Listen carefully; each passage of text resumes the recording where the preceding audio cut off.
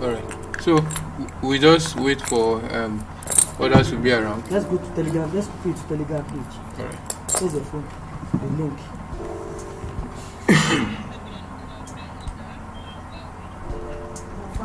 All right. Yes, he was. Is your sound okay?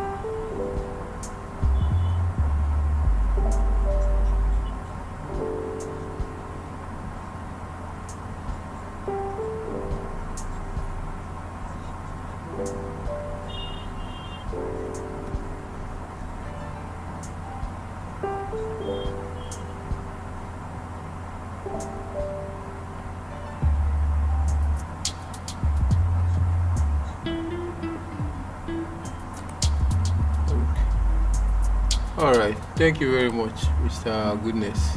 Yes. All right. That was really great. Thank you for your participation in the class. Really appreciate you. And I hope you did the assignment. It is your version. Link to it. The class link. All right. Did you submit it? I sent a link for a form yesterday for us to submit, but I'll resend it today again. So those who have not submitted, on the Telegram page is there for us to submit. All right. Thank you very much. So we'll still wait on people to come around.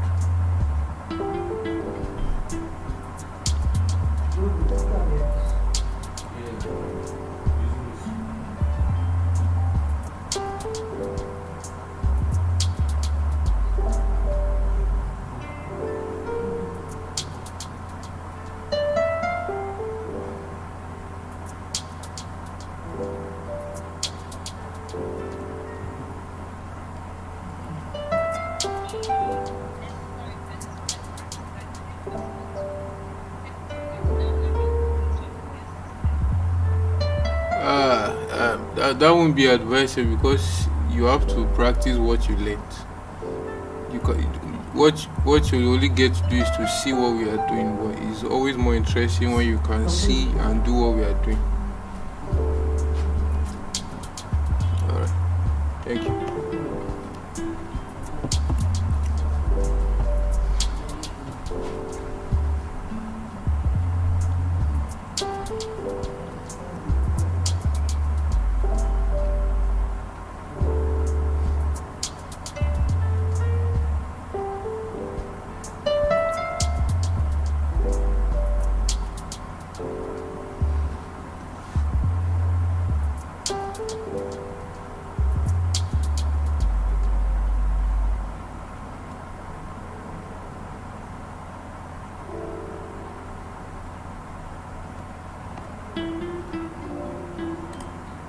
Pressy, someone send the link here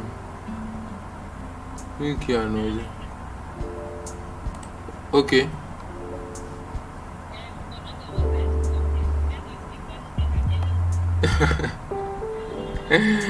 I'm not really sure about that, but I think the punishment is you get to miss the other parts that you missed. So I think that's enough punishment.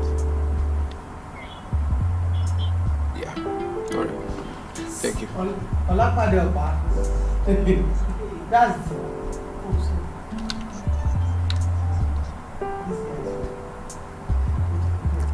All right. Yes, I plan to do that. I hope to. All right. So let me start sharing my screen. I'll just so that I'll be able to refer to the material. Uh, yeah. So I want them to see what I'll be saying here. So I think design is really interesting actually. So it gets more interesting when we continue to get accustomed with it, kind of.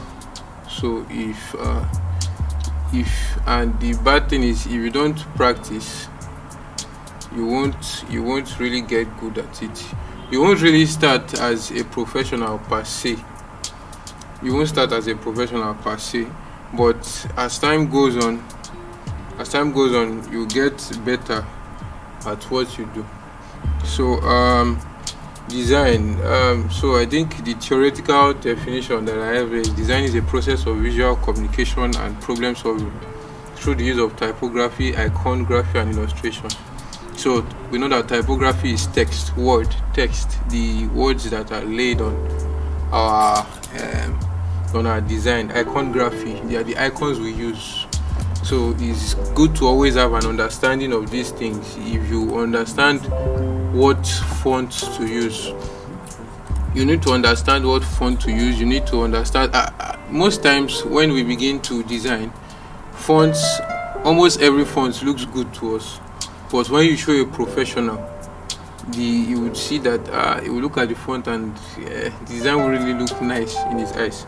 So the fonts I use might be really cool in my own eyes, but when I go and submit it to someone that is better than I am, he would tell me that this font. He would even show me better ways to use my font.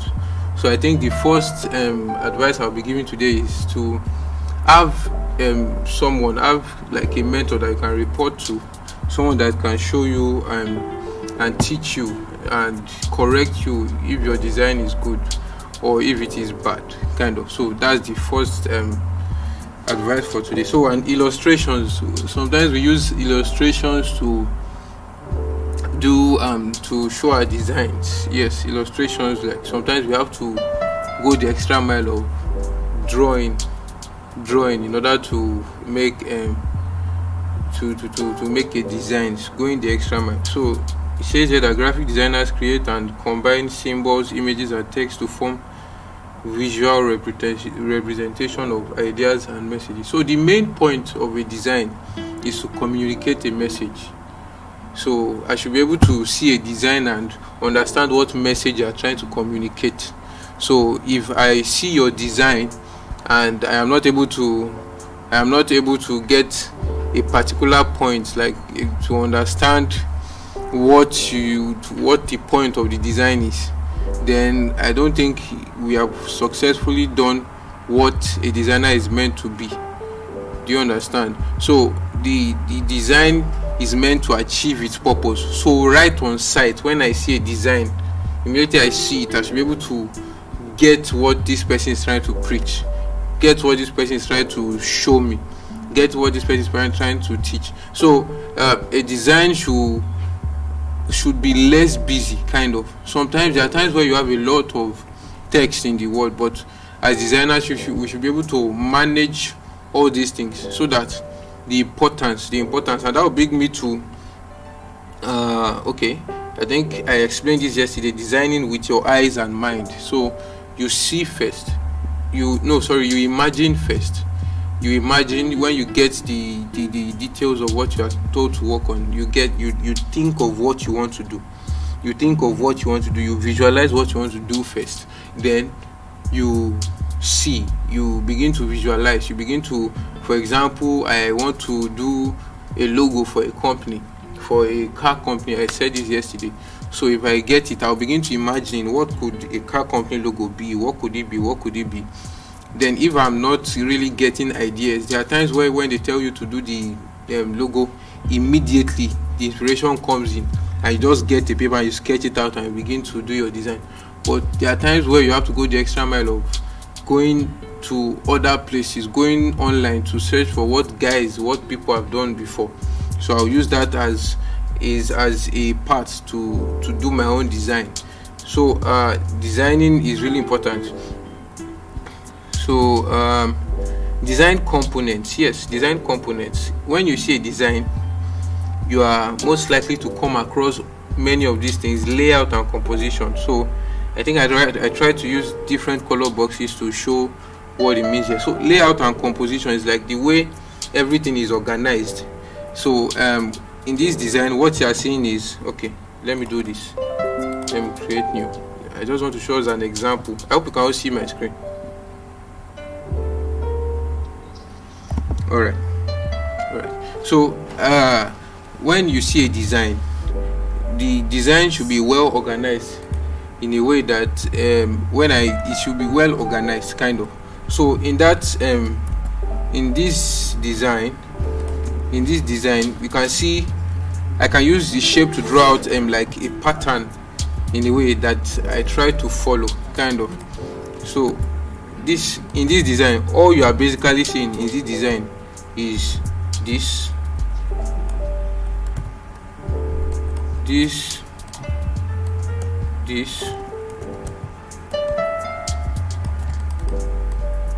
and this.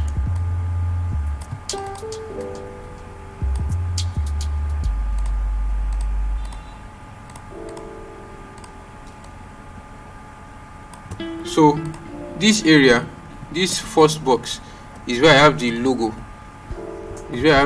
For the organizers of this training, that is the youth forum. So this first box is TYF logo.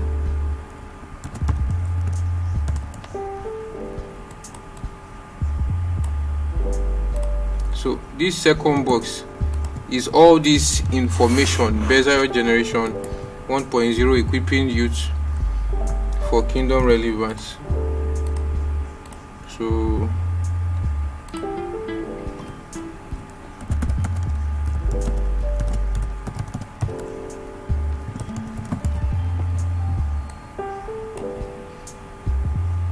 So I'll try to explain. Please remind me. I'll try to explain the importance of layers arrangement. So we are using this to kind of wait for those that are still going to come on. And then the other, okay, sorry, the logo is down here. This is not here. Then the logo.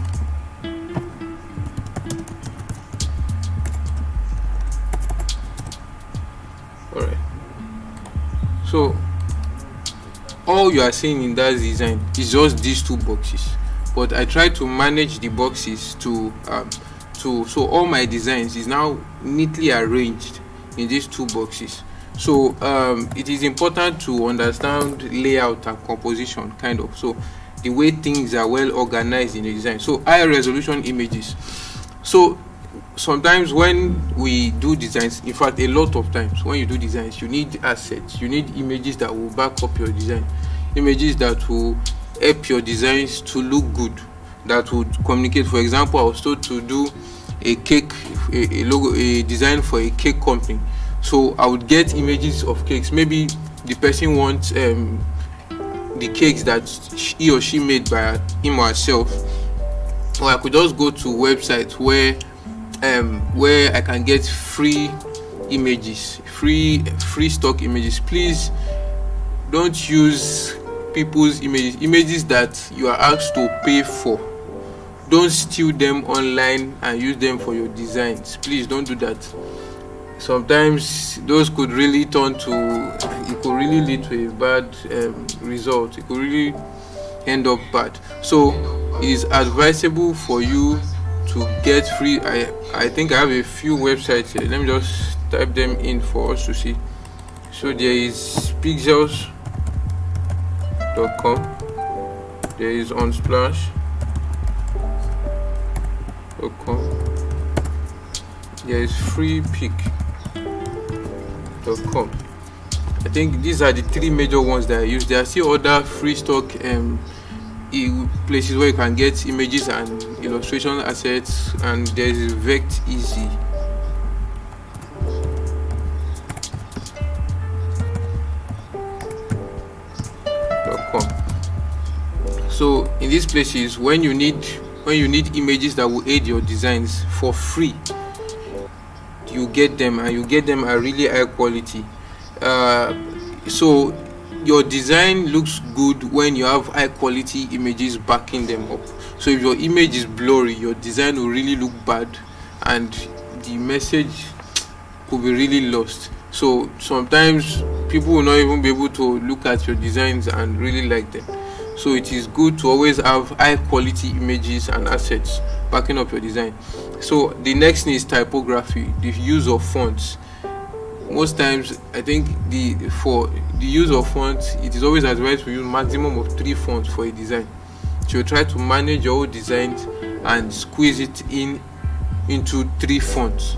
So, and understanding what each font does, I think down here I explained the different type of font. The serif fonts, they are fonts that have those stroke after them attached to the end of the letters. So they are used for formal cases. You use them in formal cases. So I have an example. Please look at your screen. This is an example of a serif font. So another class of fonts is the sans serif. Sans serif means no serif. No serif. So the serif, then there's sans serif, means no serif. What that means is the font does not have the protruding edges. It does not have the edges that are pointing out of it. And they are not formal fonts. They are not formal. You can use them in a lot of cases. So the next class of font you have is the slab serif font, and this is characterized by a thick and bold like point edges. So the edges are not too sharp, but they are bold. They are kind of square or rectangular like. So their edges, they are pointed out. And then there are scripting fonts. These mimic calligraphy. Calligraphy is a free handwriting kind of. When your handwriting is a calligraphy kind of. So these are fonts that are mimicking calligraphy. They look like they are written with hand. The people that created them, they look like they are written by hand kind of. And please download the materials to get a better understanding of these things. So we talked about the kerning and technicalities yesterday. So I was going to talk about dominance. Yes, dominance, one of the principles of designs. So sometimes you get to do designs for a really like a design. You get to do designs that have a lot of text in them, a lot of words in them. So what you are advisable to do in those cases is sometimes you try to tell the client to if it's possible, remove unnecessary information. Sometimes they just want a lot of things and parts that are not necessary, but if they still insist that okay, all the information there is very important, what you do is you now begin to bring attention to the most important things. So for example, I have a lot of text. Okay, let me see if I can demonstrate that here. I don't want to randomly generate a lot of text.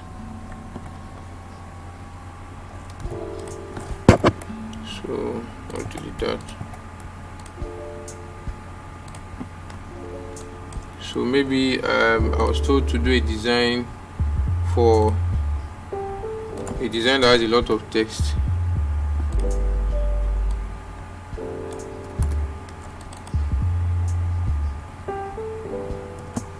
So I'll wait for that too. So the whole point, the demonstration I'm trying to make is your design has to show the important things must show. The most important things must show. So for example, maybe how to do a design for a conference, but and they want to give a brief summary of the conference. Maybe a lot of things is going to be happening and they want to give a brief summary to round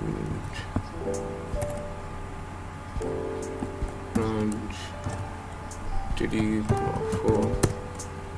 Alright, so I'll just copy all this.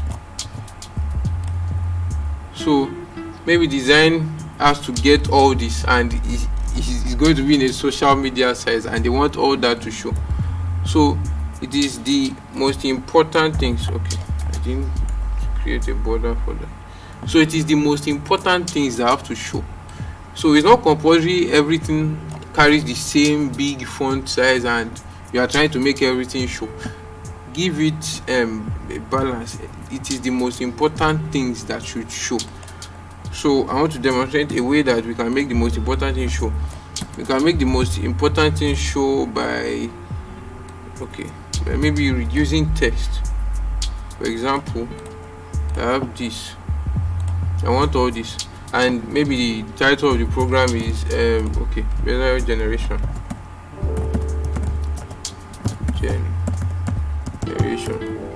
So all this they are just maybe a summary of what we are going to be learning in each of the classes, but what we want them to see is Bezalel generation itself, is a training that is going to be holding.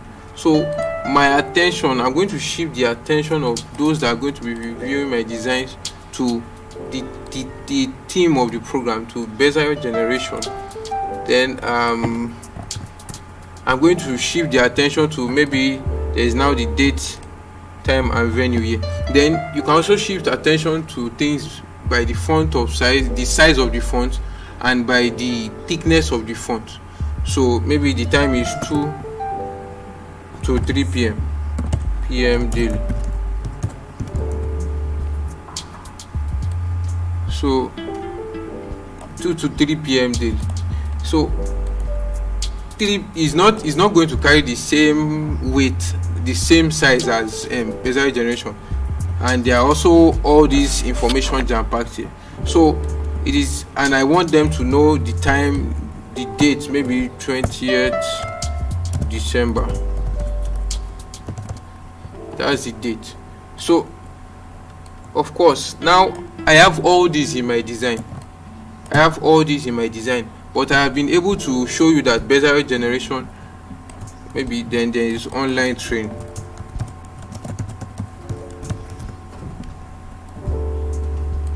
So I have successfully been able to pass across the fact that Bezalel generation is a training that is going to be holding. The Bezalel generation is an online training that is going to be holding.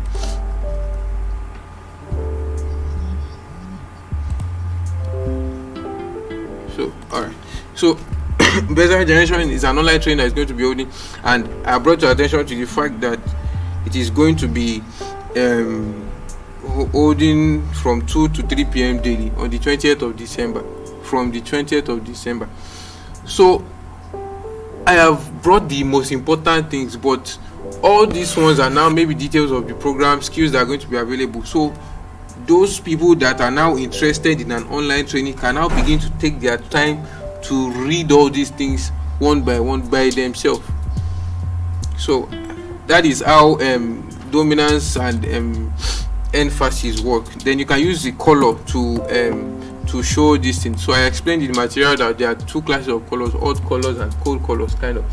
So hot colors bring more attention to things than cold colors. For example, in this whole page, black is not really there. So there is red here and there is black all over, and there is maybe blue down here. So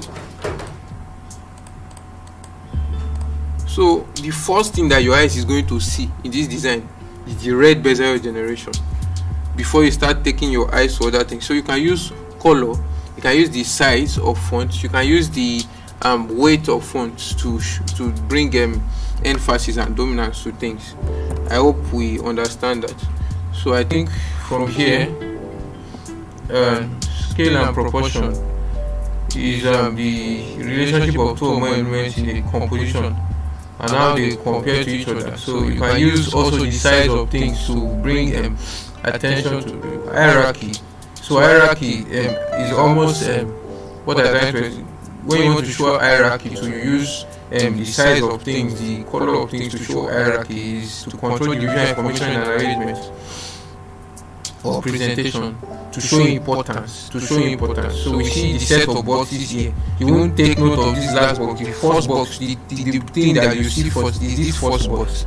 Then you can now take your time and go down, but the biggest one will call your attention first. So I think I've gone through the basic. So Is there any question before I move on?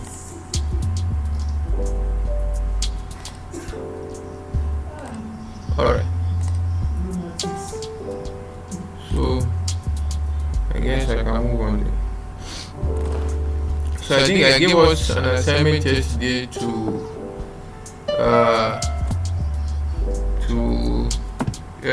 create a 10 by 10 pixel document, and then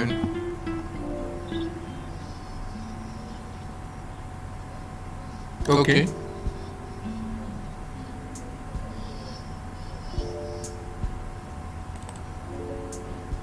Okay.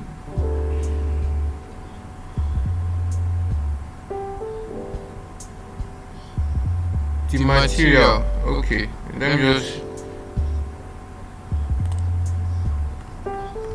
Yes.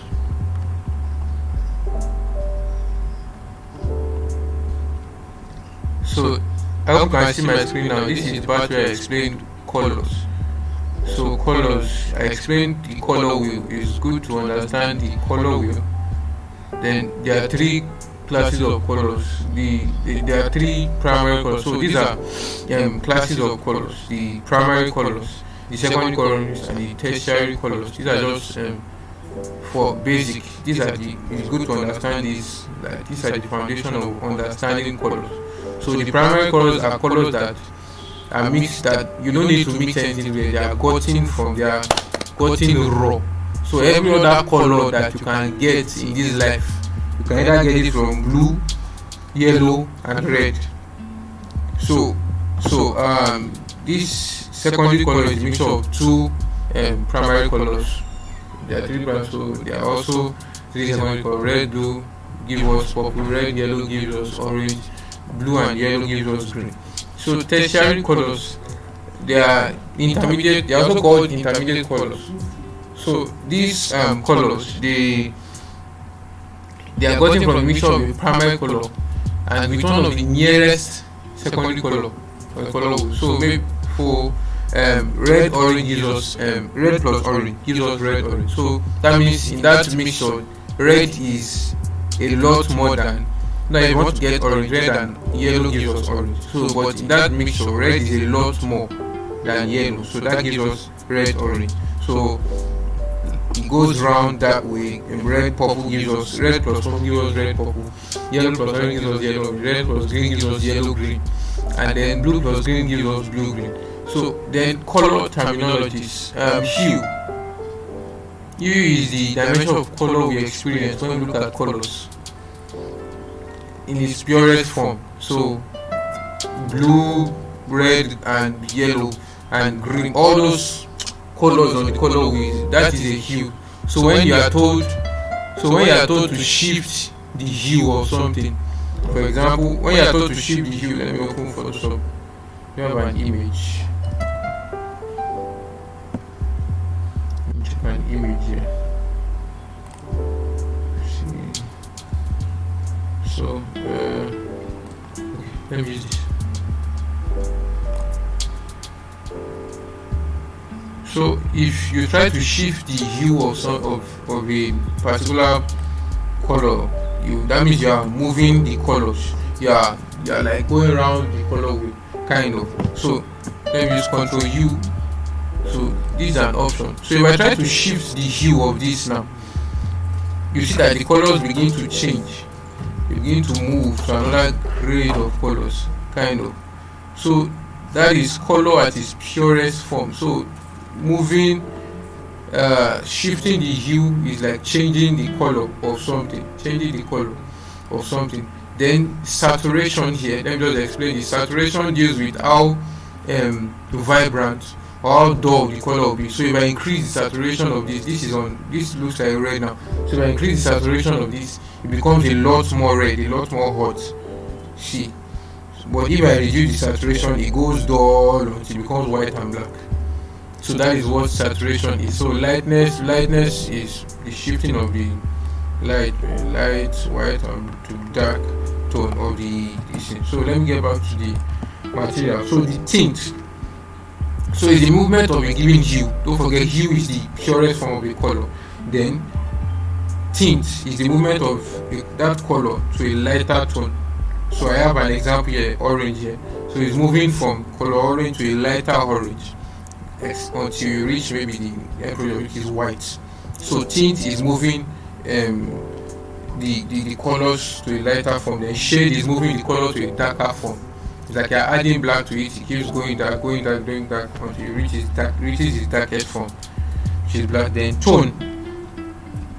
So tone is hue with gray added to it, maybe only gray added to it. Then okay, this is where we're explaining cool colors and warm colors. If you look at the color wheel, there's that separation in the middle. So on this side you have the warm colors, on this side you have the cool colors. So here the warm colors are those hot colors that bring attention. They deal with temperature, a very high temperature. So yellow, orange, red, and red purple, they are hot colors.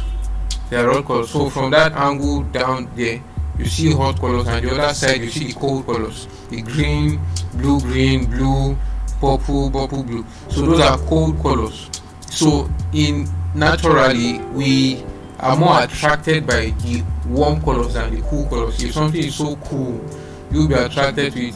If a building is freezing, you will not be attracted to it more than a burning building. So you get more attracted to a building that is on fire, that is really hot, because it will call your attention with the vibrant red color. So that's what I was trying to explain, the cool and warm color. I think we explained RGB and CMYK during the first class.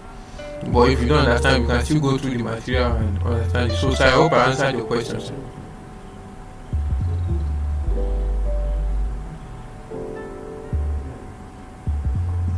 Alright, thank you very much. Okay. Yes.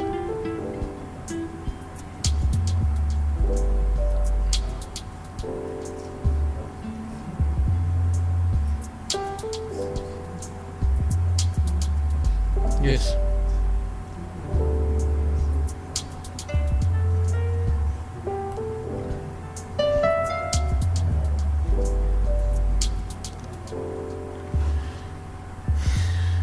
All right.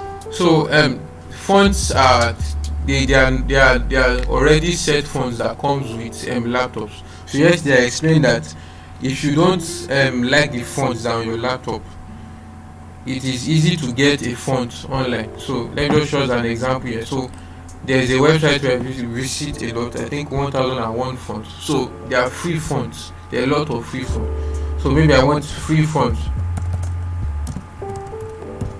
for PC. So there you can download fonts. They come in little bytes. So that is the first one you see, the 1001 free fonts. So this is a website where I visit a lot to get fonts. So if you see them, there are a lot of fonts here. You can select the class of fonts you want, 3D, alien. So if you pick animal fonts, it gives you that class of fonts that you can get. So Disney, you get a lot of fonts. So I think this is the fonts that was used to write Disney kind of. So when you download, okay, let me just show us how to install the font. So I click on download. They are really tiny, they are not too big, they are not to a megabyte, like 20 kilobytes, but there are other ones that have subgroups that might be the ones that are maybe like 1 megabyte and all, but they really come low. Then so maybe this is the font I just downloaded. So a way to install,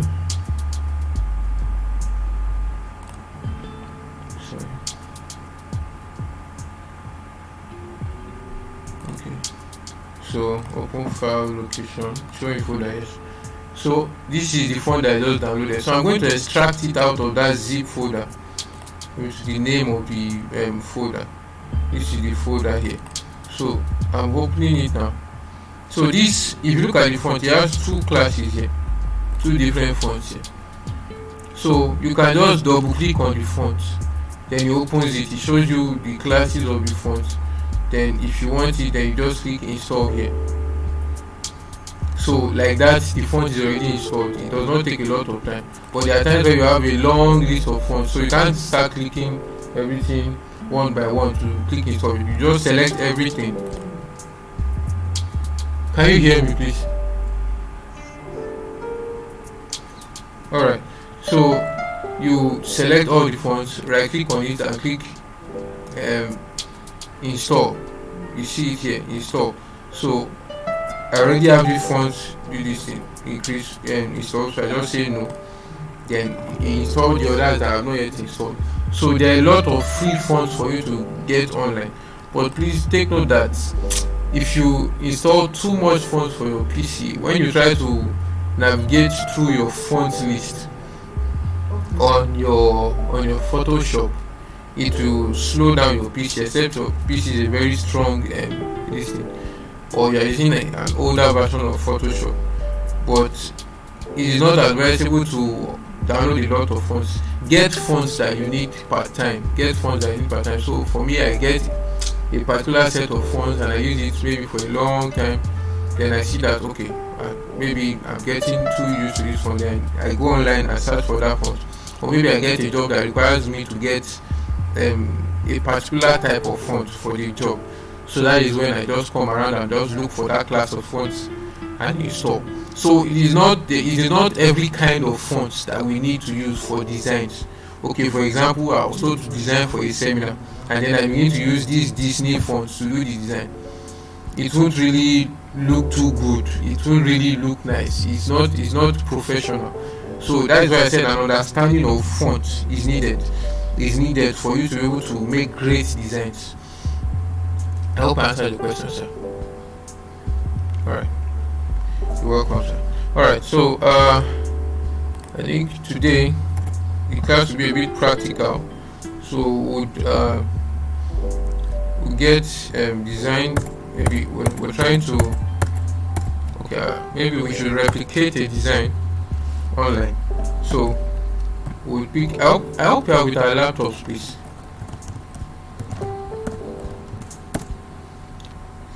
Alright, so since we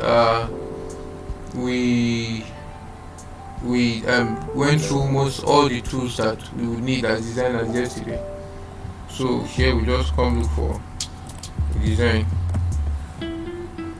Maybe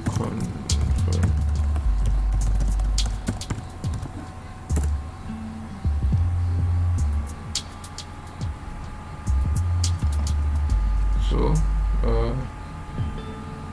alright, I think this should be quite easy. So the point of this class is to know how to use the tools that we learned. So the design is more interesting. So this will be I think next week we'll be going through Illustrator. Our second instructor is going to be taking us. And please, on Saturday there's going to be a discussion on the group 7 p.m. on the Telegram page. It is important that you are there. We are going to be learning the basics of logo design, the different logo grid system, and all you need to understand to make logo designs.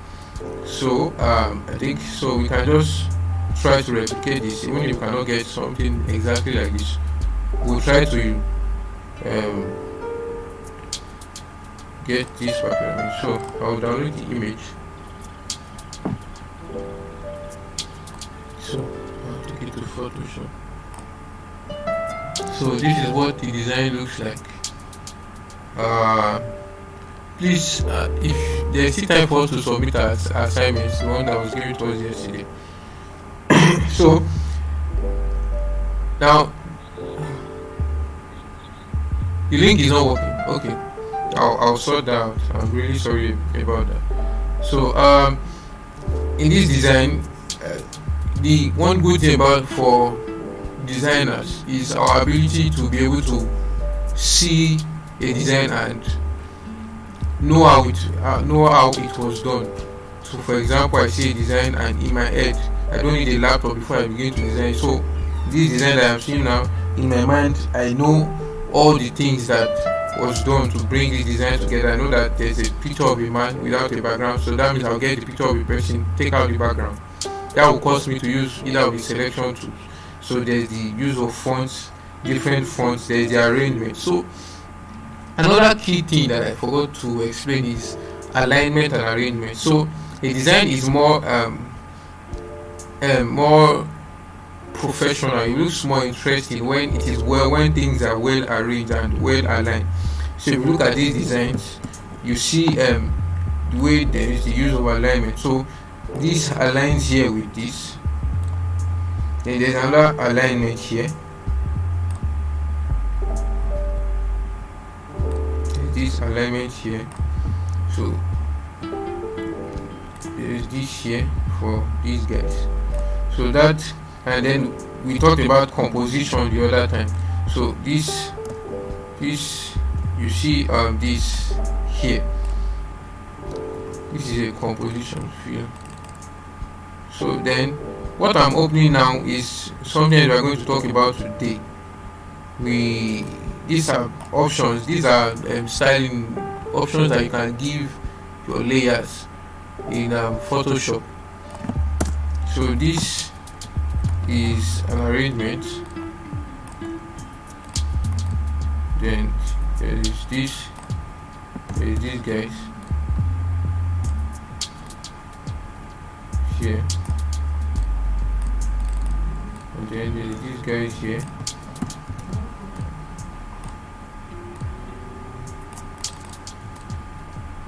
So you see that in this design everything is well arranged and well aligned there. So there is a need to understand the use of arrangements in design. So we won't take our time investment, so we just begin design. So I think we do this design on A5, on an A5 size. So I make a new document. Yeah. Please, when I'm doing the designs, I'll try to be explaining what I'm doing, and please, if you don't really get it or if I'm moving too fast, please try to slow me down or ask your questions. So we are using A5. So in Photoshop there are presets that are already made for us to design in. So I said photographers use Photoshop to design. So if I click on photo, you see a preset for photographers, like images size that they go to print, 7x5 to 3x2 inches. Then the resolution is always 300. If you see that, we establish that the standard resolution is 300. So you see the 300 ppi. So ppi means points per ink. So these are presets that are made. So if I click on print, so for printers, these are presets that they've done already. Letter, layout, A4. So if I view all presets, you see A5, A6, A3, B5. But in older versions of Photoshop, what you see is when it brings out that white box, there is the name of that there is a name there that shows maybe untitled or custom.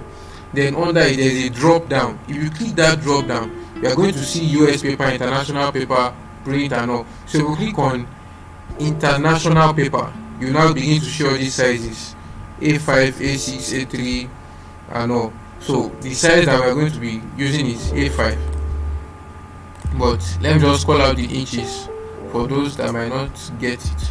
So the inches is 5.827 by width and 8.268 by height. Resolution is 300. Color mode is RGB. The bits 8 bits. Please don't go higher than that. 8 bits. Then pixel inch. Yeah. So then A5. Yes. So I'll create my document. So let me close this. We don't need it. So this is what we are going to design. Let me take all this out so I'll be able to see it better. Alright, so first of all we are going to set our background. So the background has a color fill. then the man there, he was taken out of an image, so I'll look for maybe an image that is close to this. So but first let's work on the color field for our background. So when you create a new document, the first layer, you see the background layer is always, it comes in as a raster layer. So you can easily just pick your paint bucket to select your color and then fill it in. So but the layer is always locked. You look at it, there's a padlock kind of beside the layer. So to unlock it, you just double click, it brings out this option. Then maybe you want to rename the layer, maybe the background, but it's not necessary for you to rename it, just for your own use. It's at your discretion. So it now unlocks that layer. So the layer is now it comes in as a raster layer, but it's unlocked, so I can move it around. So there are different ways to fill in your background color. I can go to the paint bucket tool, select my color, and then fill it in. I have my color, but then I can right click on it and go to blending options. These are some of the options that we're going to be talking about. Now these options, it works for every single layer, that you create in Photoshop. If you drag, like I said the other day, if you drag in an image in Photoshop, a new layer is created. If you write a new text, a new layer is created. If you draw a new shape, a new layer is automatically created. And the way your layer is arranged here on your layers panel, the one at the top is the one that is more visible. For example, maybe I write a text, Timothy. So the text color is blue, so I change it to white. So maybe I write this text here now, and then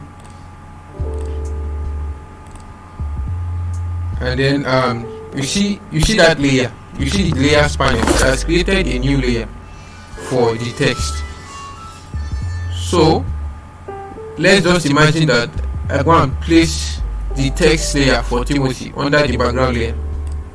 It is not going to show because on my layers panel, Timothy's text is already below the background layer and is covering a whole lot here.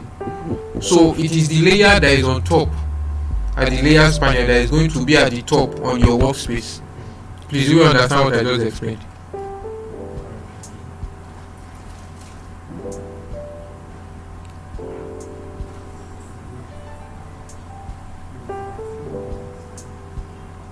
I need a response.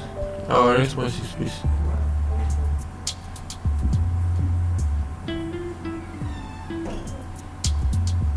Alright. Okay, someone said no.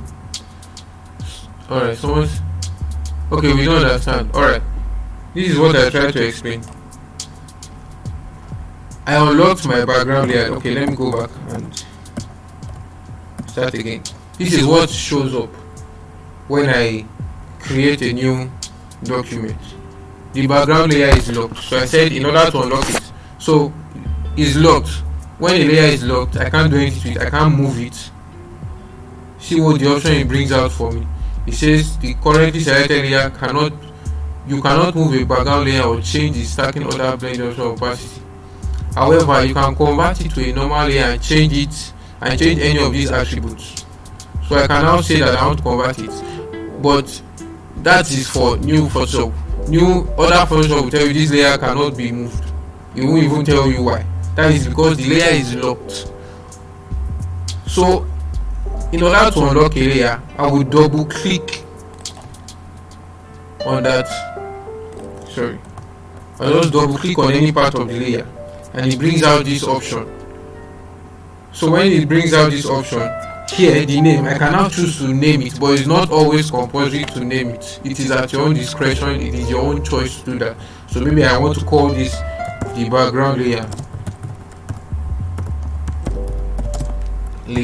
So the importance, the point of naming is for you to be able to recognize the layer quickly. Maybe when you have a lot of layers, so you won't start looking for the layer.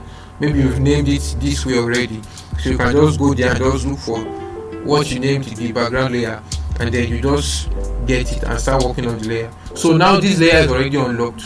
And I've said that whenever this is done, whenever you open a new document, this background layer comes in as a raster layer. Don't forget I said, and we want to fill this background layer because the background of the design is a single color background there. So we want to fill it with that single color. So we come here and I said we can use the paint bucket tool because that layer is already a raster layer kind of. So I'll just select my paint bucket tool. Choose my, can I bring this up? Choose my color. Maybe I want this color, and then I'll pour it on it. So what that does is I've already poured out a color, a single color on that layer because it is a raster layer. Don't forget, yesterday I said the paint bucket can only work on a raster layer. So and I'm not trying to explain the fact that there are different ways to do that, but this is just a way. So till this point, do we understand?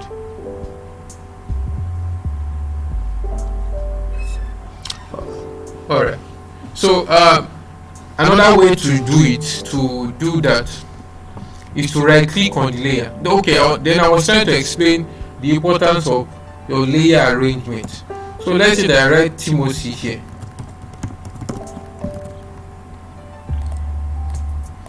It's white. Comes here. So let's say I write Timothy here. And then I said that anytime you do something on Photoshop, you create something new on your workspace, it automatically creates a new layer here. So I wrote Timothy, created a new layer and named it Timothy because that is a new thing that I have done. So if I try to type in another text now, not like I'm trying to edit this, but if I try to type in another text, it's going to create another layer, Timothy John. So you see that he has created a new layer and named it John. So what I'm now saying in essence is this: it is how your layers are arranged here that will determine the visibility of the layer.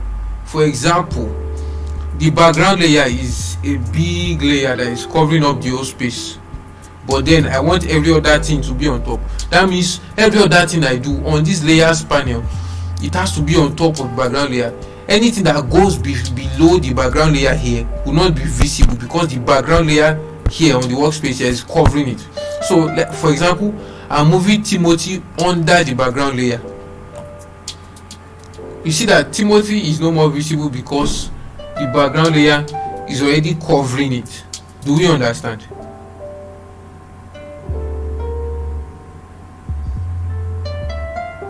All right. Okay.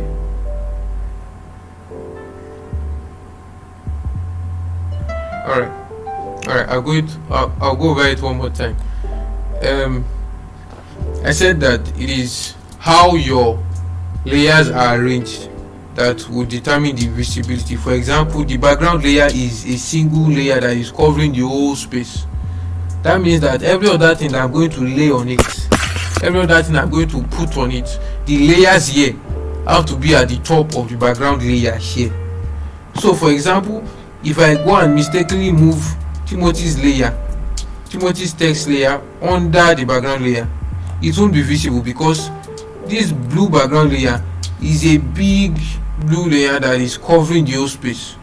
So if I want Timothy to show, I will come here and bring Timothy up in the layers panel. Do we understand, sir? All right. So I think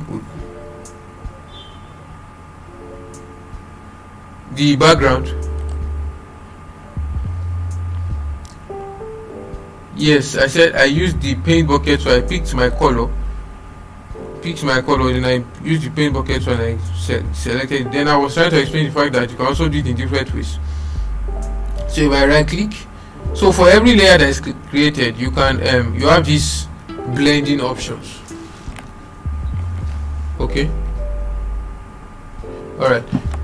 So for every layer that is created, there is this blending option. So these are effects.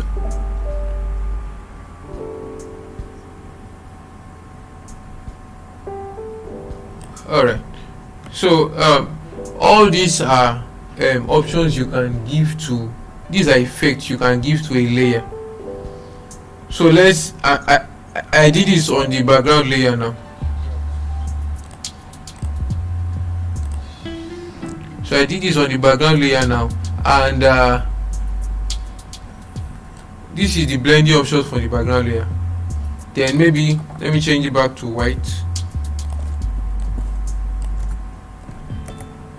So it is now white, but then I want to change the color of the layer, but I don't want to use the paint bucket tool. So I right click on the layer, I select blending options. So it opens a list of options for me. So color overlay. What color overlay is, it ignores all the whatever property of the layer, and then it just fills it with the particular color that is here. So if I click on it, take note, I did not click on the check box, so I clicked on the text itself, color overlay. So that is where it will bring this option, because this is what shows when you open the blending options. But if you just check color overlay without, if you check color overlay without clicking on it, it will show you, and then you want to change your color now, you don't know where you change your color. But please click on the text area, that area, the wide area apart from the check area. Then here you can now change your color to a deeper blue. So you get to do this to every layer that is in Photoshop. So take note, the blending option supersedes whatever is layer. It fills everything, every part that of the workspace that the layer is containing. For example, okay, Timothy, now I want to change it to color red, but I could easily do that here in the text panel. But then I want to use the blending options. So if I go to blending options and I choose color overlay, it will change the color. So I select color, whatever color I want. So this is an effect, and all these are lists of effects that can be given. So with time we'll be looking at what these effects do. So that is one way to do that. So I'll just fill this normally without the blending options. So I hope up to this point you have gotten what I tried to explain to us. Alright, thank you very much. So we can move on. Our time is far spent. So Timothy. So let me just delete the other things. So if you look at the design, there is the picture of the man. So I move from the background to the top. You can, it's not compulsory you always do that, but you can start with anything. Maybe you want to start with writing your text, or start with filling your background, or putting in the image. So the next thing I'll do is I will get the picture of any person I want to use. I want to look for a person's picture that has a background. Sorry.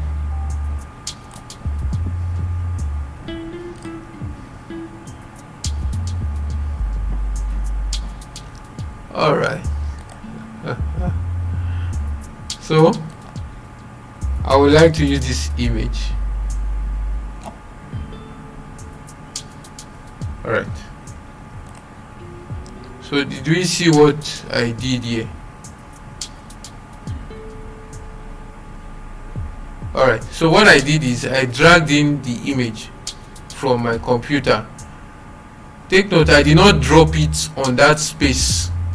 I did not drop it on that workspace. I dropped it. Look at the names of places that are open. Where these names are, I dropped it in an empty place until it shows me copy plus. If it shows me this ordinary cursor this thing, means that it's going to drop on that workspace, but I'll take it up here until it shows copy. That means it will open it in another space. So this is the image that has been opened here. I hope you understand. Alright, so we move to the next thing. So I want to take out this lady from the image and then take her to the design. So I'll just do this my own way. I would use all the tools that are available to me. I will use the tools, the selection tools that I feel comfortable. So we'll explain that the elliptical marquee tool, the lasso tool, and the quick selection tool can make all the selections. So I would use the tool that is convenient for me to use. Other tools could be convenient for you, but I would start with this. So you can just remove the background of your image in your own way.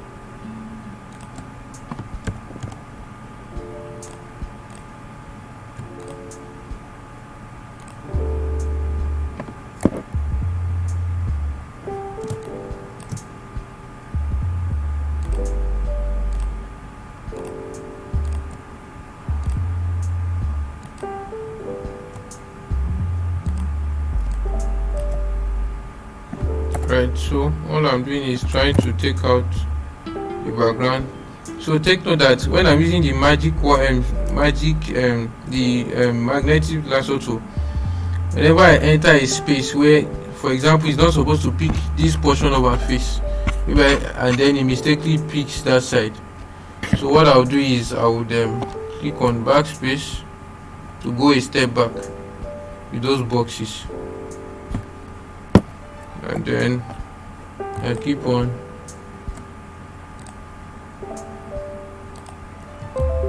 Sorry.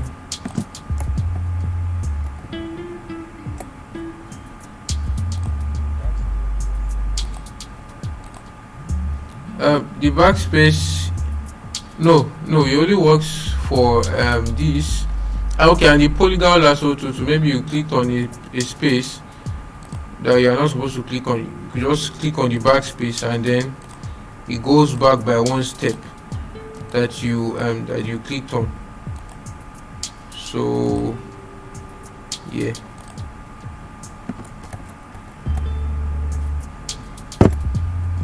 The quick selection tool, you won't be able to use the backspace there.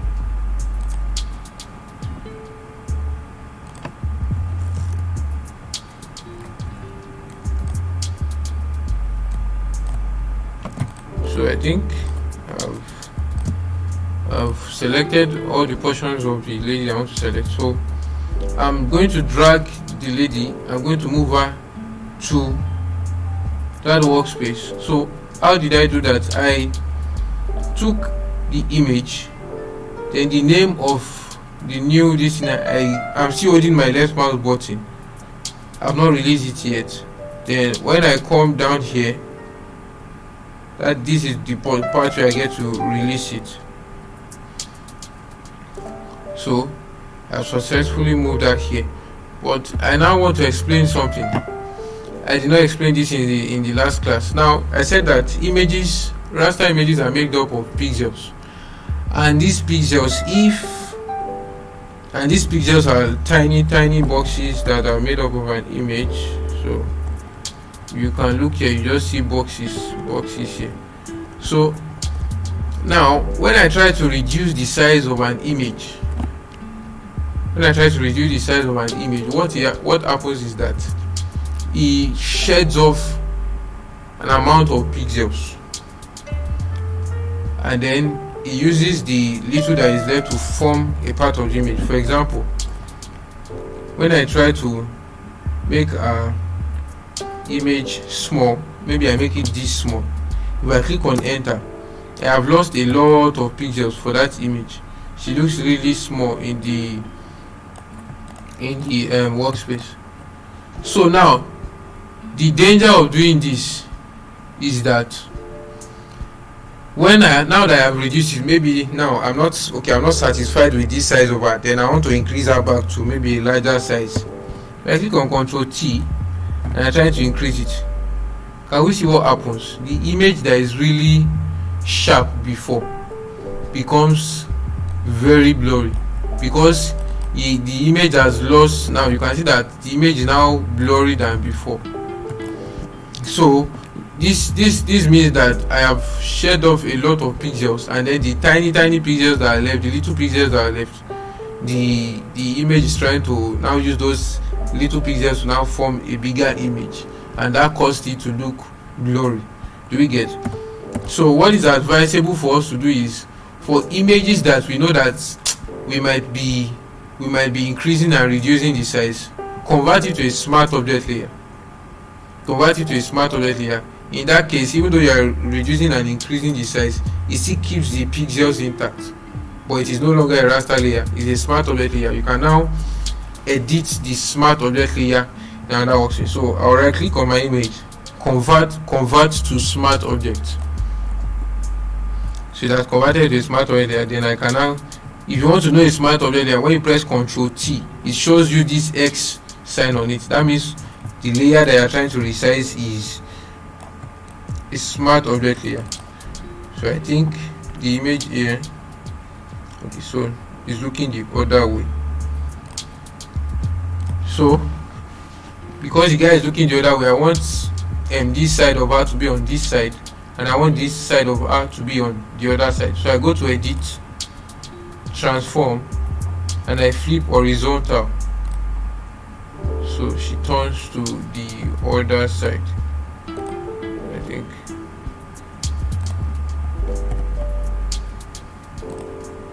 Yeah, so I think that is good. So I hope we have gotten it to this point. Is there any question? Alright, so we will continue. Then now, if you take note of this design, the lower part of it is the image. It does not have a sharp cut. It is grading into the background. So what I do now is I create an empty layer. So I think I still need to increase this a bit. I create an empty layer. Then how to create an empty layer? If you look here, please look at your screen. Beside that folder that we said, that icon that we said to create a new group, if you look at the other side, you would see that icon here. The option, the text it brings out is create a new layer. So if I click on it, you see an empty layer that is created. So I can now begin to fill this layer with anything I want to fill it with. So I want to now grade this background into the lady. So what I'll do is I'll grade it. I'll pick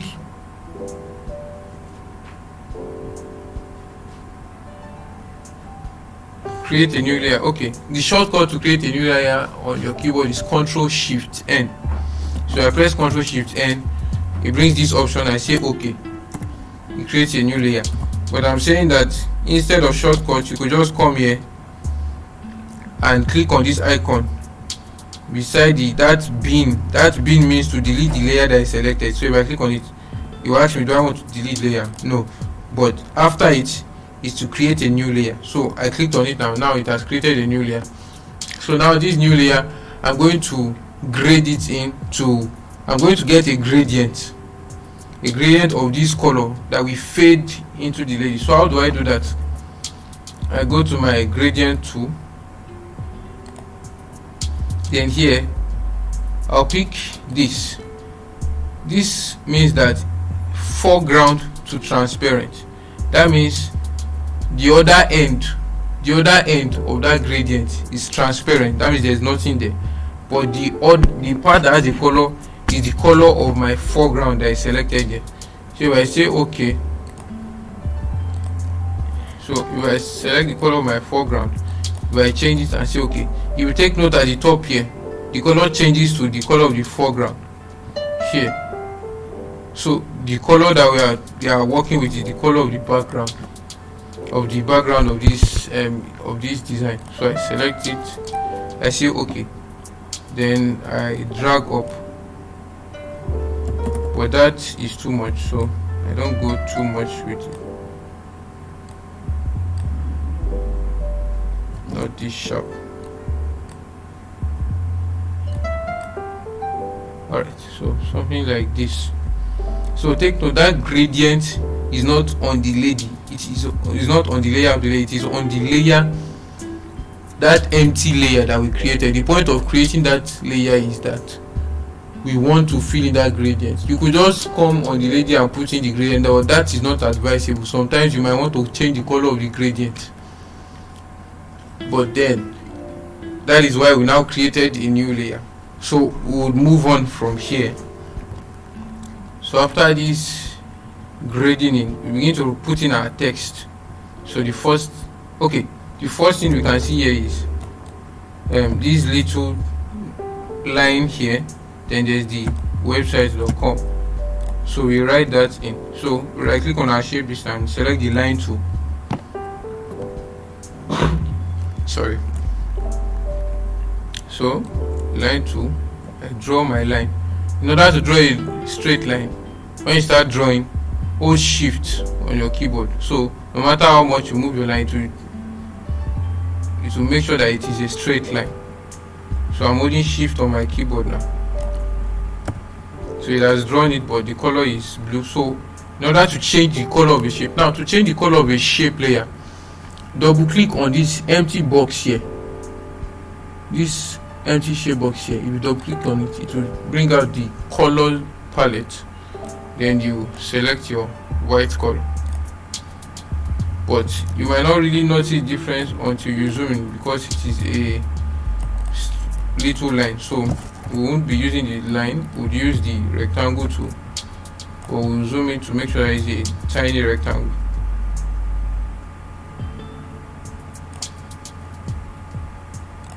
So I will change color to white. The rectangle is a bit tinier than this.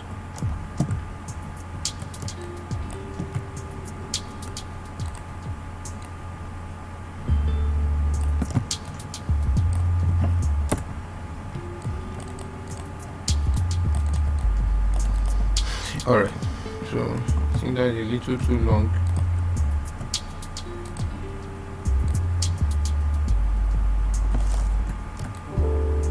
So okay, then I type in www. Now I'm writing in the name of the website that is on top of that is www.website.com. So I'm changing the color of the. Please, if you don't know how to, if you don't understand what I'm doing, please ask questions. So we are trying to move as fast as possible.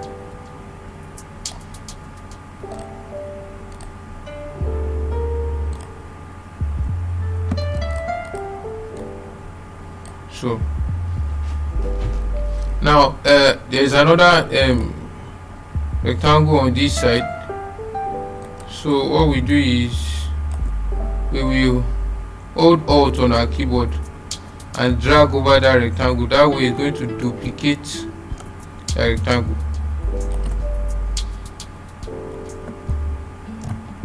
Do you understand, please? I said in order to duplicate, instead of coming here to the layer, instead of coming to the layers panel and right click and say duplicate layer, but I want an exact size of this rectangle. If I try to draw it again, I'm human, so I might not be able to get that exact size. What I'll do is I'll hold Alt on my keyboard and then I'll click and drag, so that way it will duplicate whatever layer I'm selecting that way.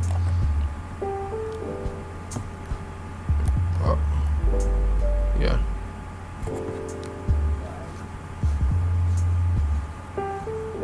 The balance. Okay, now while you are dragging, okay, let me delete this. While you are dragging, Alt, I drag, but while you are dragging, oh sorry, while you are dragging, hold Shift on your keyboard. So when I hold Shift, it does not, even if I'm moving my, so even if I am moving my hand, if my hands are shaking, to still make sure that it's on a straight line. So I'm going down now, but it is still on the straight line. My mouse, look at my cursor, is going up and down, but because I'm holding Shift, it does not leave that straight line. So that is done there. So we move on to the next thing here, which is the business conference. So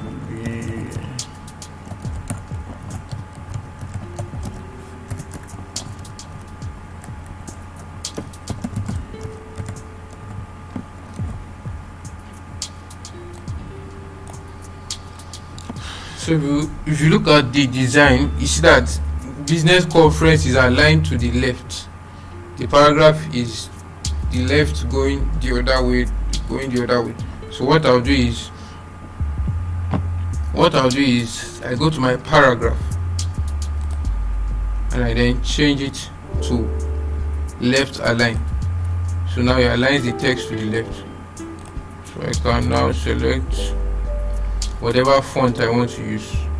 Then it's all capital letter, but I've typed in small letter already, so I just come here, we talked about yesterday, I just click on all caps, it changes it to all capital letter.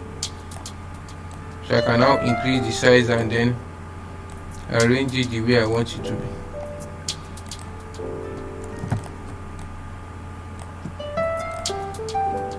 Next conference, you can just get a font that looks close to that.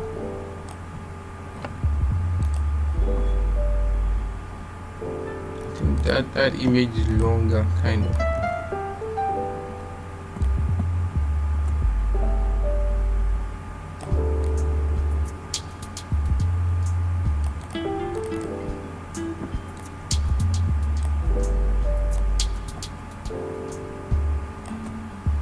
So we'll move to the next thing now.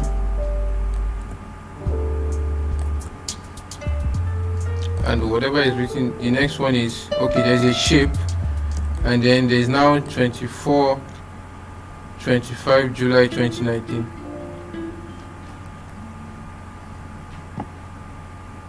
Alright, so we'll do that.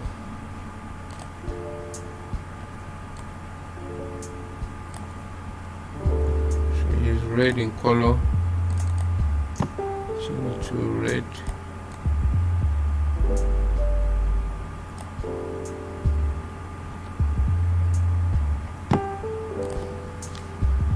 Then write my text. 25 July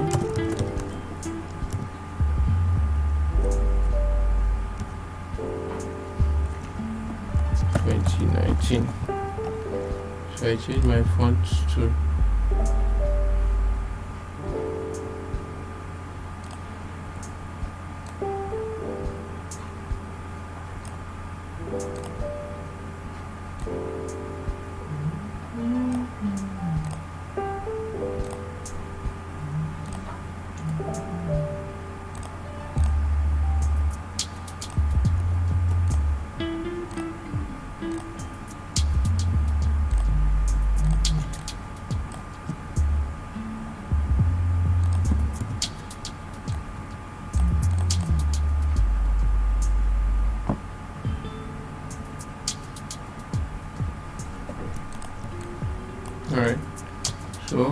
So for us that just starting, sometimes we might not be able to use our eyes to get the alignment of our design. So there is this ruler on this side of Photoshop that allows you to bring out a ruler.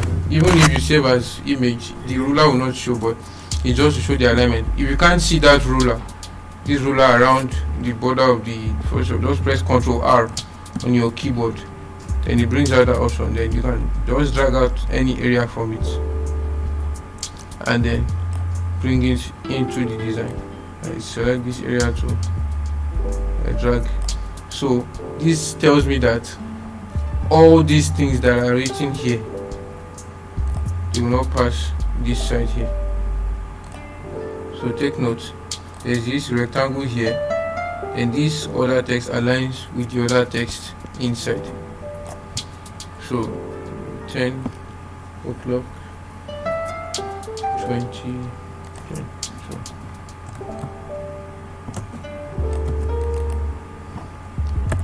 10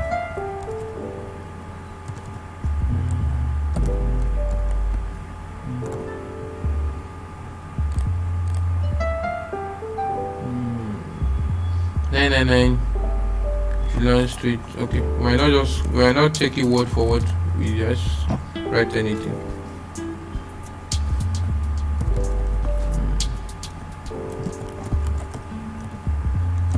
So it's all caps. No, let's change it to Okola Road.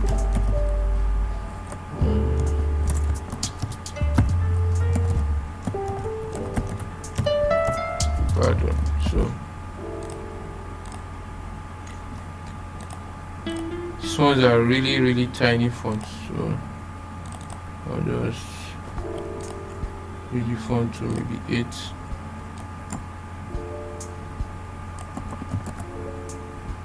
I can close this since I'm done with that.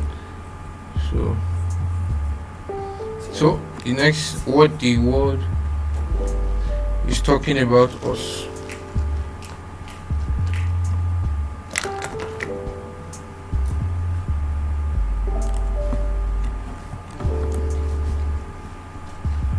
Take note, you could just select the text tool and then start typing your text, but I find it easier just duplicating and then editing the text.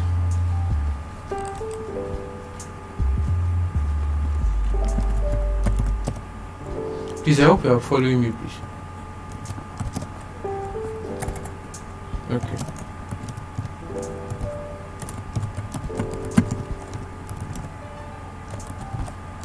Okay, sir.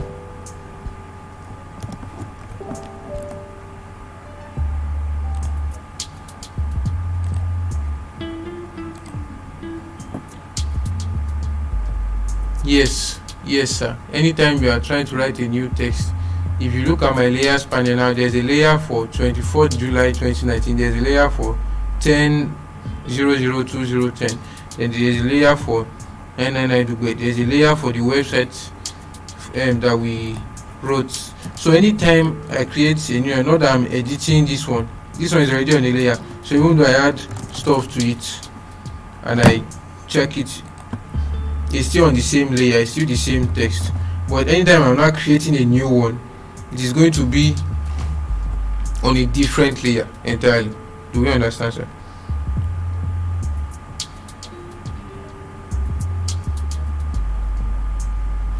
Yes, as we go on, any new thing that you bring in, I bring in a new image, it creates a new layer. I draw a new shape, it automatically creates a new layer.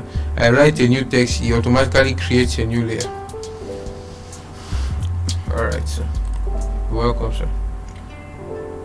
What the world saying about us? We could break this. Saying about us. So I want mine to be 4 lines.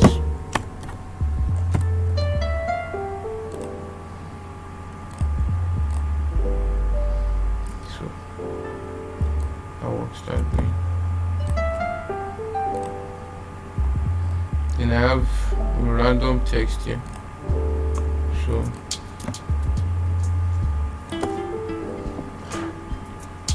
come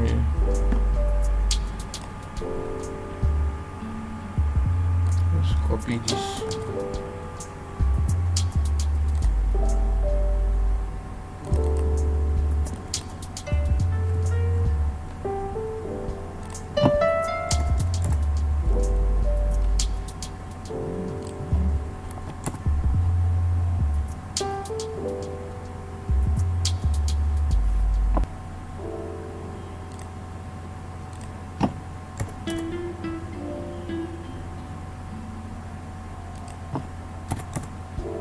So I think that is enough. I can delete the rest. Alright.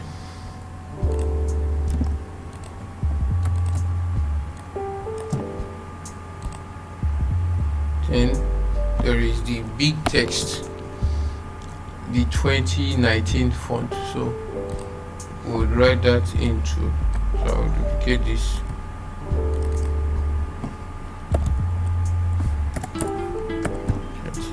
2019. I think this is how it was written there.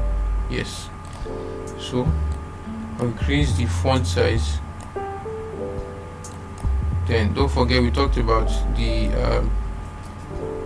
kerning, I think, yeah, and the leading yesterday. So I'm reducing the space between the text.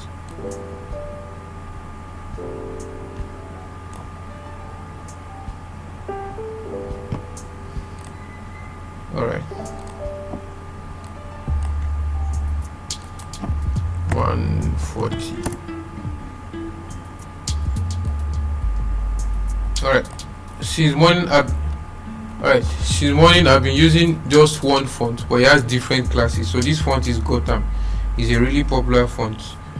It's the same font that I've been using, but it has different classes. If you look at it here, this is Ultra.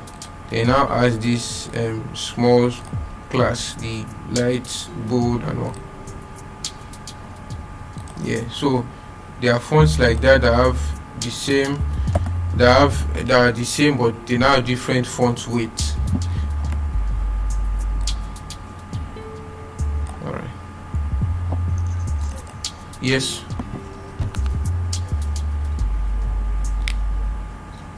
Okay.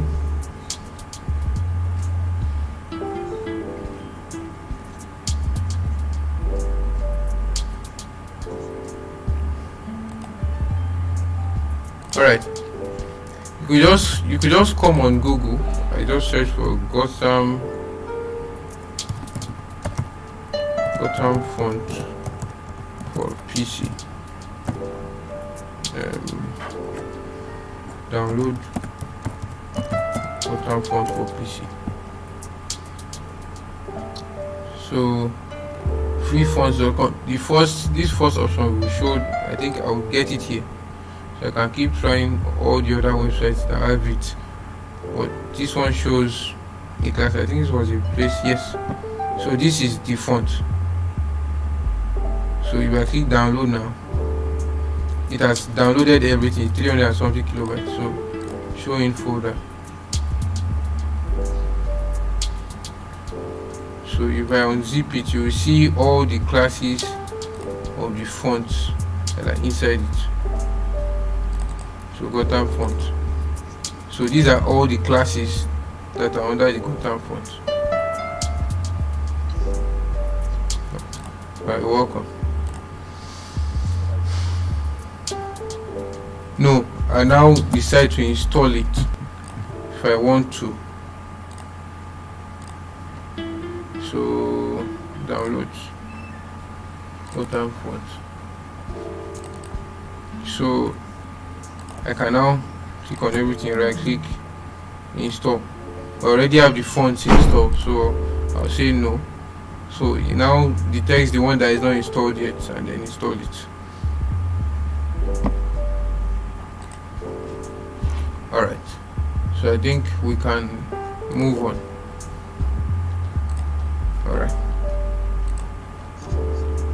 Alright, so I stop at the last point of the text.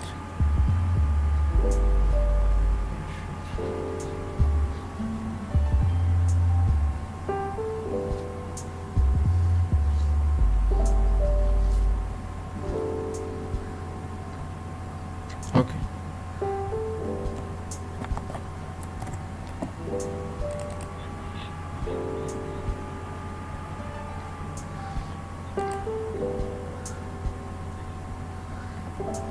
All right. I typed 2019 normally on the same line, just like then I broke it here, within here.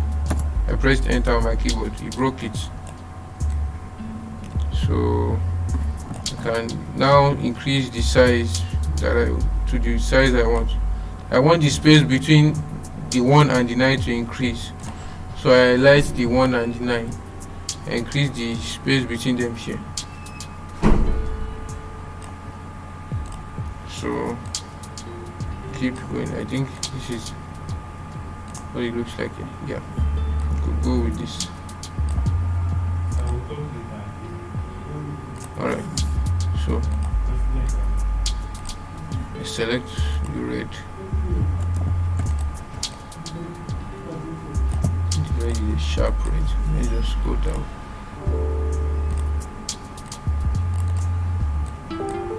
So no, it's not that sharp.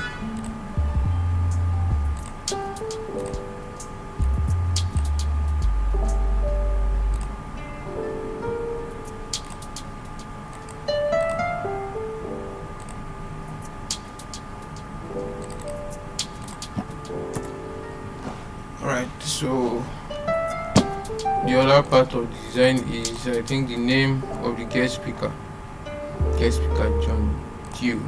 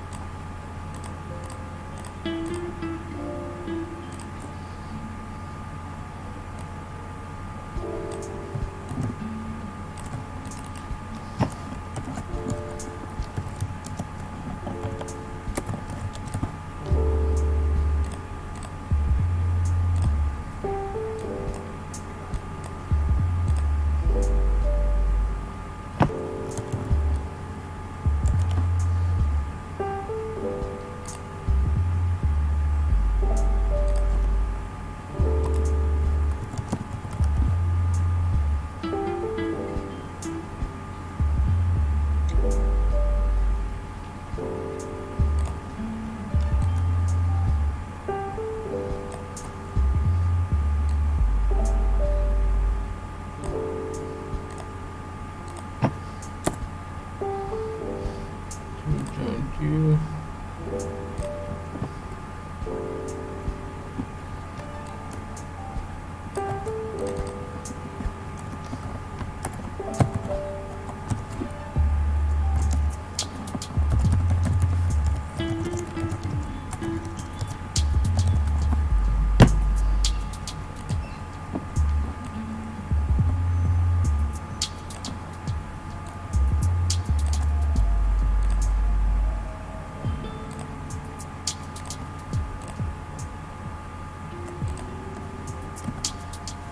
This is one that is smaller, so yeah.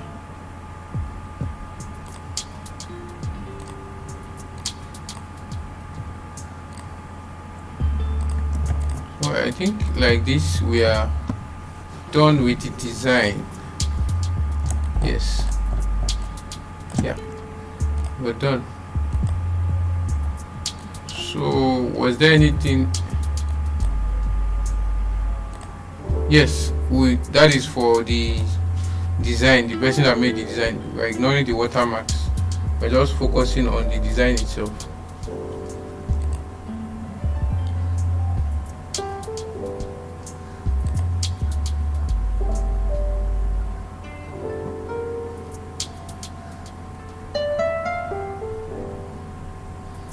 Yes. That is the website to the portfolio of the person that made the design. I think so one way we could do that is just save this as an image, create a new listing, put that design there, and then put this one on top of it. Yeah, so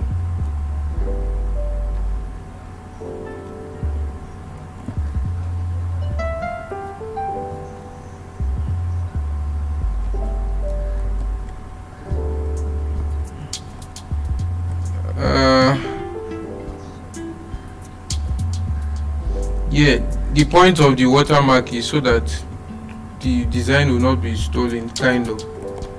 So yes, that's the point of the whole watermark, but this is the main design that the person is trying to showcase, and that is what we replicated, we tried to replicate.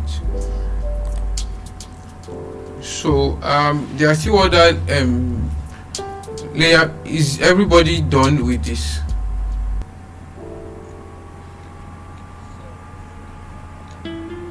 Sir?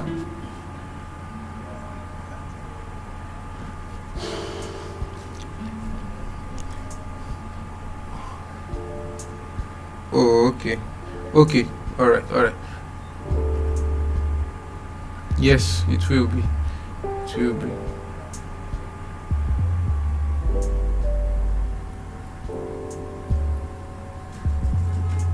Yes. So we'll be submitting this along with the first design, the first assignment that was given to us.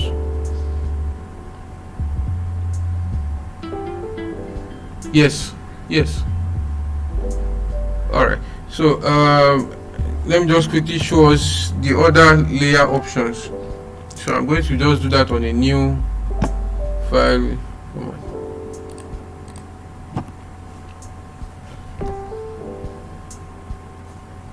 Ratio 1080.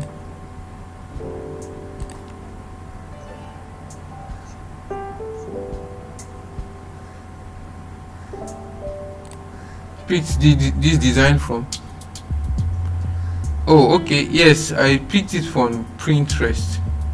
I think some of us have Pinterest on our phone. Pinterest is a great place to get design inspiration apart from social media like Instagram. So you could search for practically almost any. So if I search for logo designs, you see a lot of logos, really good logo designs that were done. You see a lot of them there. So you could now even break it down. Maybe I want a food logo design.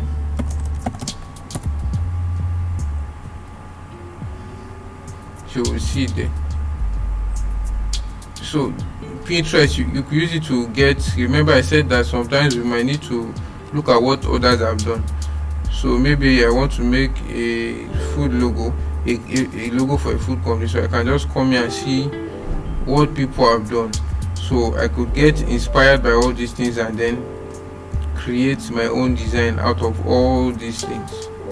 So it's Pinterest. Our advice us to also get that for ourselves. It's an application you can get on your phone, and it's a website so that you can search for Pinterest, Pinterest, on Google. Yeah. So I think we can move on to the next one. So I was trying to show us the layer options that we have, the blending options. What or the other option? I think I only showed us what color overlay does. So I'll just write a text. That will be our the layer for showing the example.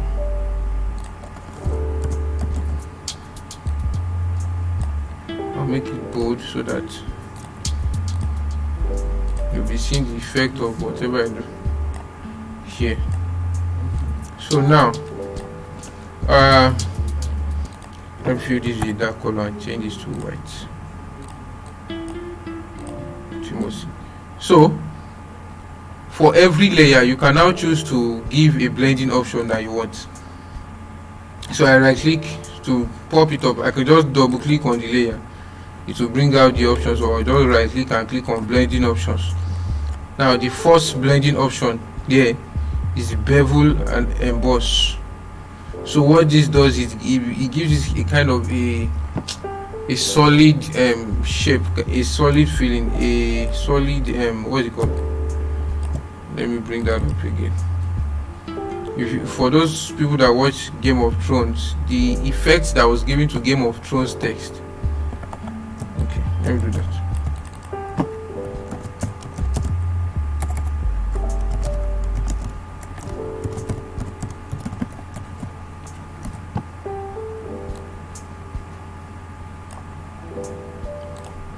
So the font, let me put the font that's closer to Felix title here. I think it was yellow. I don't know, I didn't watch the series, so let me just maybe if it's yellow. And then the blending option is bevel and embrace. Okay, let me make the text bigger so that we're able to see the effect that it is going to give that text.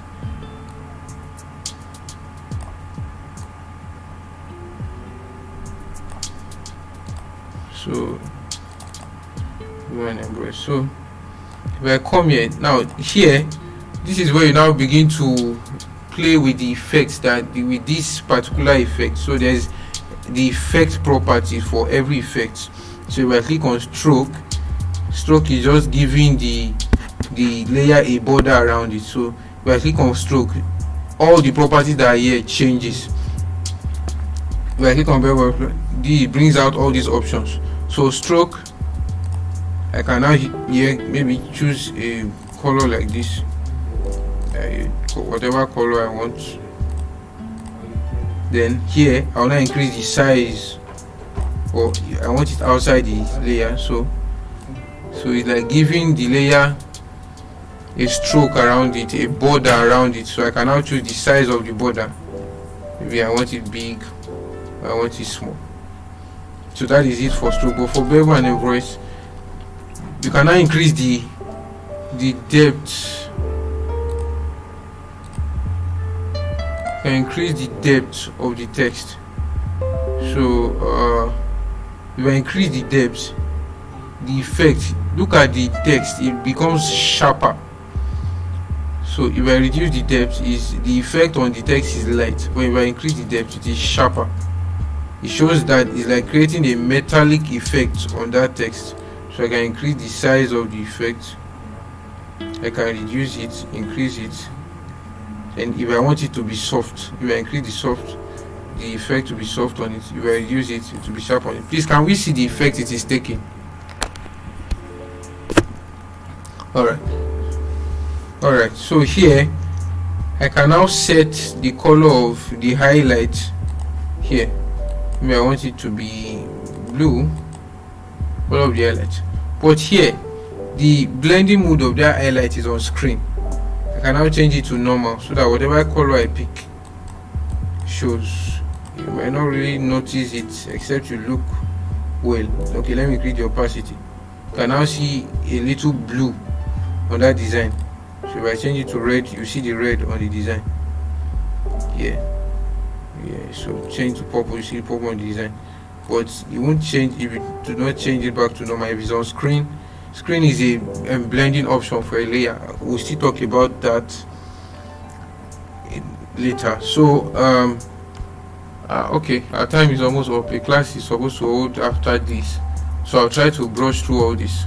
So that is what bevel and embrace does. So inner shadow, instead of dropping the shadow outside the layer,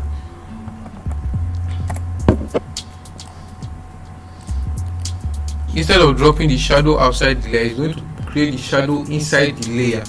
Now all this effect could be done on any layer. It could be done on a what is it called, a text layer. It could be done on the shape layer, and you could bring in an image and effect this layer, but that is not advisable to do. So I'll change to the inner shadow. If you look at my text and it's creating like a shadow inside it, I increase the opacity. Opacity means the vibrance, the visibility of something. So anywhere you see opacity on Photoshop, is either you want that thing to be more visible or less visible. So the opacity is increased here,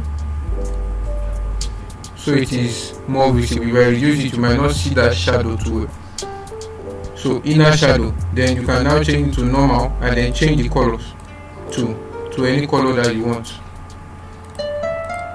as another effect you can give it. Then inner glow is, let me change it to normal. Please just take note of what I'm doing. Inner glow is like a glowing effect. If we know what neon light is called, maybe you want to create a neon light effect, for example, let me just reduce the fill and then give it a stroke. And I want to be like a shining bulb kind of. I just do this. I'll give it inner glow. My inner glow is going to be blue. Now increase maybe the opacity, then the size increases too. Then it does not really look like a glowing text yet until, and now there's inner glow and there's outer glow. So you are now, and you can implement all these effects on one layer, but it's not really reasonable, because they'll be conflicting with each other. For example, if I now bring in color overlay, it will spoil whatever I'm trying to do. So inner glow, then there's outer glow. This is outer glow here. So if I also change the outer glow color to maybe blue, increase the size too, so the text looks as if, it almost looks as if it is shiny, kind of. So I can now play around it. So it's like I'm creating a shiny text effect, kind of. So those are effects that I can give. Then we'll move to the next one. Let me just increase this back so that to be visible. Okay, stain gives it it's not an effect that we really need to use, but it gives it it stains it, just like name is called. So if I change the color, you see the effect. So you can play around the size, the distance, but you won't be really working with stain. Then color overlay, we talked about color overlay before. It overlays the layer, it ignores whatever property the layer has before and overlays everything with the color. So now I'm moving to gradient overlay. Now we talked about gradients yesterday, how you can brush in gradient over a layer, but now instead of now doing all those things and going to the gradient and all that, I can now select the layer I want to have the gradient overlay. I click on this empty space here. Don't forget, you click on the drop down, it will only show a list of presets that are there before. But if I click on the long box, I can now have the opportunity of changing the color of my gradient, the orange, red, whatever I want it to be. So that works. And maybe I want more than two colors, so I look for an empty area here. Look at the tiny boxes. You double click on the tiny boxes to change the color, but wherever there's no tiny box, if you click on it, it will add the shape a box. So I can now select another color that I want. So I can keep doing that, keep adding more boxes and keep adding a lot of colors if I'm not satisfied with the amount of colors that I have. So you can have a lot of colors, as many colors as you want. Alright, so we move to pattern overlay. The pattern overlay is these are presets, patterns that comes with Photoshop. So you overlay it with the layer that is selected. So you can now play around with this scale and play. You see the effect that it is taking. Please, I hope you are following me. Alright,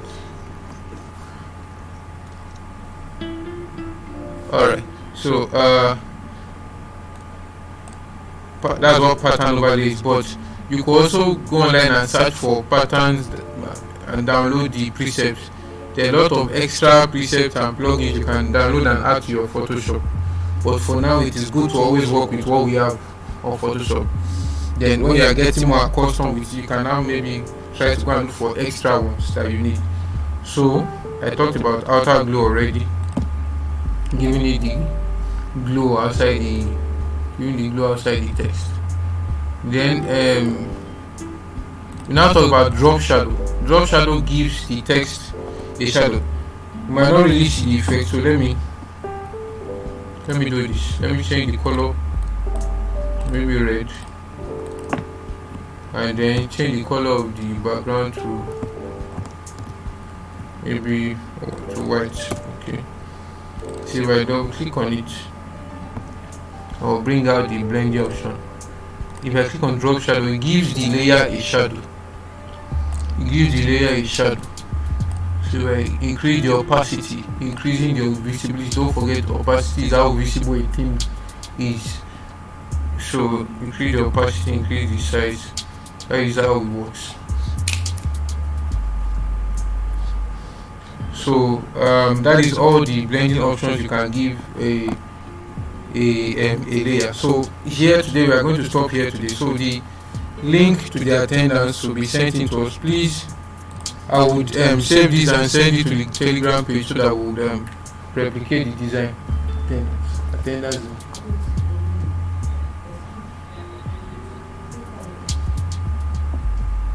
And I'll rectify that. The attendance.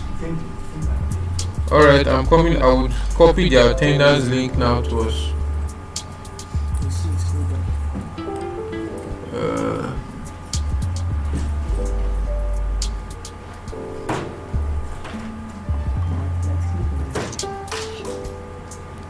Please don't leave yet. Please don't leave it.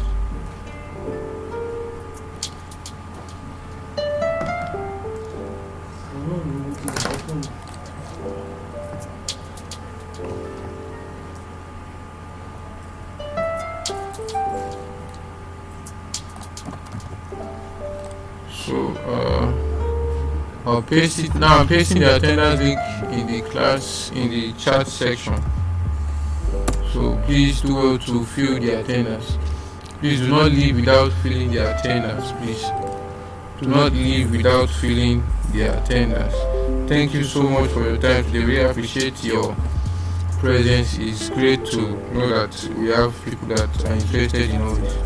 Thank you very much. Don't forget, by 7 p.m. on Saturday, our other instructor will be teaching us about logo design and all, and he'll be teaching us a few things about design. Please do well to attend that chat class. Thank you very much, and God bless you. Have a nice day.